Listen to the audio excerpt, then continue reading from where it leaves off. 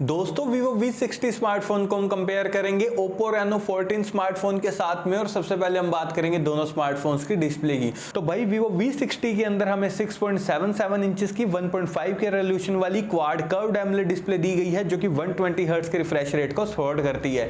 और वहीं दूसरी तरफ Oppo फोन के अंदर हमें 6.59 इंचेस की 1.5 के रेजोल्यूशन वाली फ्लैट एमोलेड डिस्प्ले दी गई है, जो कि 120 हर्ट्ज के रिफ्रेश रेट को सपोर्ट करती है।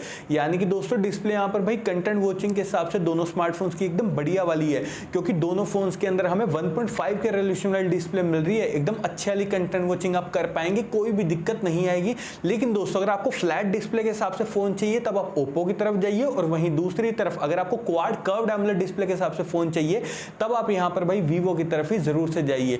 और आईपी रेटिंग की अगर मैं बात करूं तो दोनों फोन्स IP69 रेटिंग के साथ में आते हैं, यानी कि दोस्तों वाटर और डस्ट से कंप्लीट प्रोटेक्शन आपको दोनों ही फोन में मिलेगी, टेंशन लेने की जरूरत नहीं है। और ऑपरेटिंग सिस्टम की अगर मैं बात करूं तो दोस्तों दोनों फोन्स यहां पर out of the box Android 15 के साथ में आते हैं, जहां पर वीवो का फोन फन टच 15 पर बेस्ड है, वहीं दूसरी तरफ ओप्पो फोन यहां पर कलर OS 15 पर बेस्ड है। तो ओवरऑल दोस्तों ऑपरेटिंग सिस्टम और UI के मामले में दोनों स्मार्टफोन भी बढ़िया हैं। और अपडेट्स की अगर मैं बात करूं तो वीवो फोन के अंदर हमें 4 साल के एंड्रॉइड अपडेट्स और 6 साल के सिक्योरिटी अपडेट्स देखने को मिलेंगे। वहीं दूसरी तरफ ओप्पो फोन के अंदर हमें 3 साल के एंड्रॉइड अपडेट्स और 4 साल के सिक्योरिटी अपडेट्स देखने को मिलेंगे। तो देखिए दोस्तों अगर आपको लॉन्ग टर्म तक अपडेट्स चाहिए ना फोन में, तब आप यहां पर वीवो की तरफ ही जरूर से जाइए। और चिपसेट की अगर मैं बात करूं तो भाई वीवो फोन के अंदर हमें स्नैपड्रैगन 7 Gen 4 चिपसेट दिया गया, जो कि 4 नैनोमीटर टेक्नोलॉजी पर बेस्ड है। वहीं दूसरी तरफ ओप्पो फोन के अंदर हमें डायमेंसिटी 8350 चिपसेट दिया गया, जो कि 4 नैनोमीटर टेक्नोलॉजी पर बेस्ड है।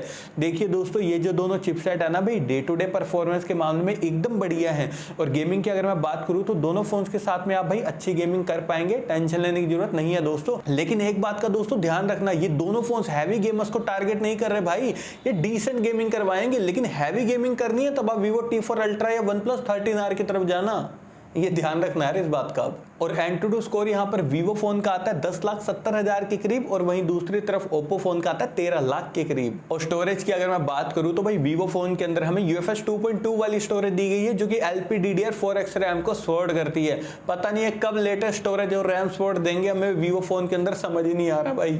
और वहीं दूसरी तरफ ओप्पो फोन के अंदर हमें UFS 3.1 वाली स्टोरेज दी गई है, जो कि LPDDR5X रैम को सपोर्ट करती है। तो दोस्तों स्टोरेज और रैम सपोर्ट के मामले में ओप्पो का फोन ही विनर है। और देखिए दोस्तों मैंने इन दोनों ही फोन्स को टैग कर दिया है, व्यू प्रोडक्ट्स के थ्रू जाकर आप इन्हें डायरेक्टली फ्लिपकार्ट से ही परचेज कर सकते हैं। और अब बारी आती है भी बैक कैमरा सेटअप की, तो दोनों फोन्स के बैक में हमें ट्रिपल कैमरा का सेटअप दिया गया है, जहां पर इनका मेन कैमरा 50 मेगापिक्सल का, अल्ट्रा वाइड कैमरा है 8 मेगापिक्सल का, और टेलीफोटो कैमरा है 50 मेगापिक्सल का। और दोस्तों Vivo V60 का टेलीफोटो कैमरा 3x वाला है, और वहीं दूसरी तरफ ओप्पो का टेलीफोटो कैमरा 3.5x वाला है। इस बात का आपने ध्यान रखना है।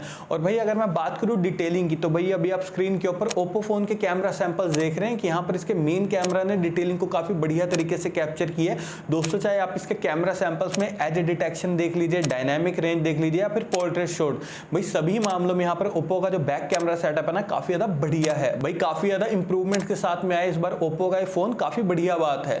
लेकिन वहीं दूसरी तरफ दोस्तों अगर मैं बात करूं वीवो के कैमरा सैंपल्स की, तो देखिए अगर आपको एकदम वेल ऑप्टिमाइज्ड कैमरा सेटअप वाला फोन चाहिए ना, एकदम नेचुरल डिटेलिंग में, जहां पर पोर्ट्रेट शॉट एकदम टॉप के चाहिए, कलर एक्यूरेसी बिल्कुल जबरदस्त वाली चाहिए, भाई वीवो की तरफ जाइए।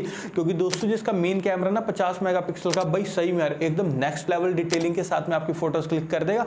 और मैं कह सकता हूं कहीं ना कहीं मुझे ओप्पो से भी बढ़िया कैमरा सैंपल्स यहां पर वीवो फोन के लगे हैं भाई। डिटेलिंग के मामले में यहां पर वीवो वालों ने नेक्स्ट लेवल ही काम किया है। और दोस्तों वीडियो स्टेबलाइजेशन की अगर मैं बात करूं तो दोनों phones OIS plus EIS technology को सपोर्ट करते हैं। और अब बारी आती है फ्रंट कैमरा की, तो दोनों फोन्स के फ्रंट में 50 मेगापिक्सल का सेल्फी कैमरा दिया गया है। और देखिए दोस्तों जो दोनों फोन्स के फ्रंट कैमरा ना एकदम नेचुरल डिटेलिंग में आपकी सेल्फी फोटोज क्लिक कर देंगे। कहने का मतलब है फ्लैगशिप लेवल की डिटेलिंग आपको दोनों फोन्स के फ्रंट कैमरा में देखने को मिल जाएगी, कोई दिक्कत नहीं आएगी।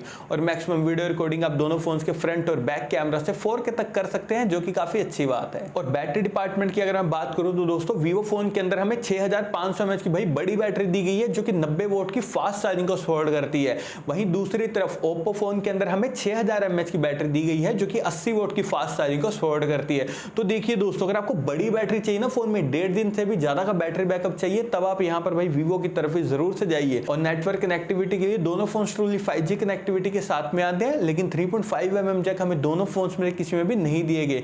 लेकिन दोस्तों dual stereo speakers, under display fingerprint sensor और फेस अनलॉक हमें दोनों ही फोन्स के अंदर दिए गए हैं। और अब लास्ट में हम बात करते हैं प्राइसिंग की। तो देखिए दोस्तों, दोनों फोन्स के 8+256 GB वेरिएंट की प्राइसिंग है 38,000 पे। और अगर मैं यहाँ पर अपना पॉइंट ऑफ व्यू दूं ना भी इन दोनों स्मार्टफोन के लिए, तो देखिए दोस्तों, Oppo Reno 14 भाई काफी बढ़िया डील है, कैमरा के मामले में भी और फ्लैट डिस्प्ले के मामले में भी आप इसे डेफिनेटली बाय कर सकते हो। लेकिन दोस्तों, अगर आपको कैमरा और भी ऑप्टिमाइज चाहिए ना, बिल्कुल नेक्स्ट लेवल वाला, जो कि फ्लैगशिप लेवल की डिटेलिंग में आपकी फोटोज क्लिक करे, तब आप यहाँ पर भाई वीवो की तरफ ही जरूर से जाइए। और मुझे पर्सनली भी यार वीवो का फोन यहाँ पर काफी ज्यादा बढ़िया लगा कैमरा के मामले में।